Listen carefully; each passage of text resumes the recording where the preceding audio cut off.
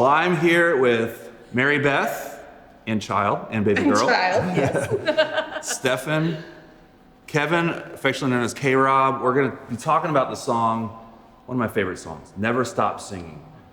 I remember this tune because I was there the day that it was written, and I'll give you my brief little memory of this song. I was actually in the room right next door to you guys, trying to write a song. I forgot about that. And y'all are the three loudest singers I've ever heard. And y'all were feeling this tune.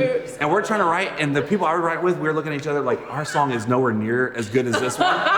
And y'all just kept singing it and singing it so loud. And we finally just stopped. We were like, no, they got the song. That song is amazing. There's a lot of great songs that came out of that day, but that song just was special. There was something about it. You guys were feeling it. The room was feeling it.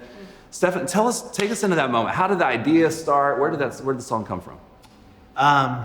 It's really interesting. It was our first time writing together. So we just kind of spent 30 minutes in conversation with one another. It's funny, we like to, as writers, like to try and jump in and feel like the song is our responsibility.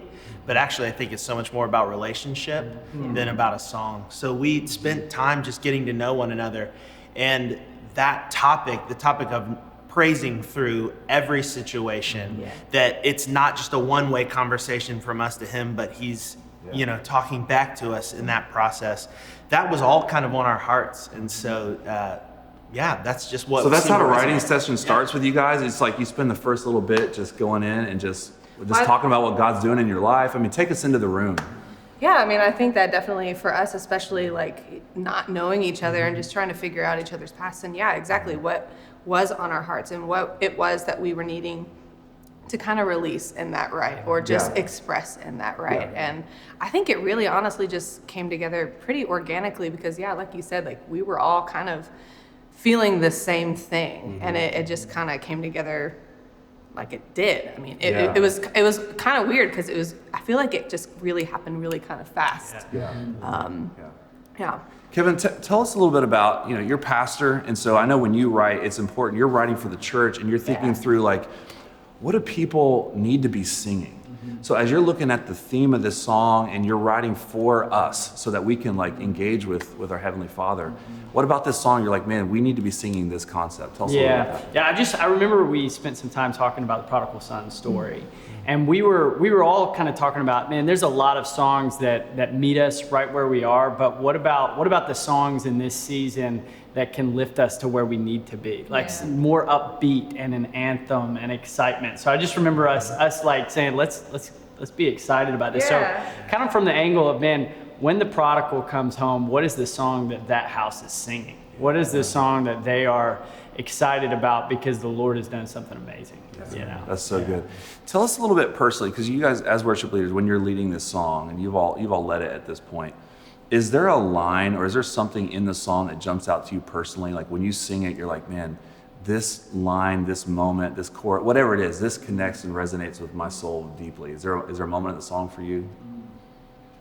I mean, for me, it's definitely, and it's two words. It's louder. And I feel like that's kind of the anthem. Honestly, for real, that's kind of the anthem of my life. But there's something to me that's so it's so in my face, and it almost forces me to. It's just being be louder, be present, exclaim what the Lord is doing. Give him praise in the midst of the storm, or in the midst of you having to thank him and just say, God, you're so good. I'm gonna sing it as loud as I can, no matter how I'm feeling. That for me.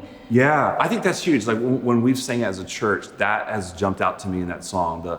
Is it the bridge that says, something happens when we praise him? Absolutely. Heaven open. There's something when we sing that as a church, I'm like, yes, regardless of what I'm going through, something happens. Totally. When we get loud, when we just say, God, I'm going to go all in. Stefan, what about you? What part of the song connects with you? Man, honestly, that's the part for me where that's the thing that I find myself constantly needing to be reminded of. Something happens when we praise you. Heaven opens if we just lift our voice. When we release things, it has a lasting effect. Something is happening even if we don't feel it in that specific moment. Yeah. And that's something I constantly need to be reminded of. So that's the part I That's can't the wait part. to get to every time. Yeah. Kev, what about you, man?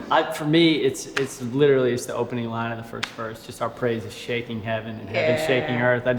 It sets the tone of my heart of like, God, just singing this song it's about to go down. Like heaven is coming here. Like the angels are rejoicing. There's an excitement in it. So I know when you guys are writing songs, you're praying over them, and we want these songs to go places that we could never go physically. So as you pray over these songs and how you want us to engage them, what would be your prayer?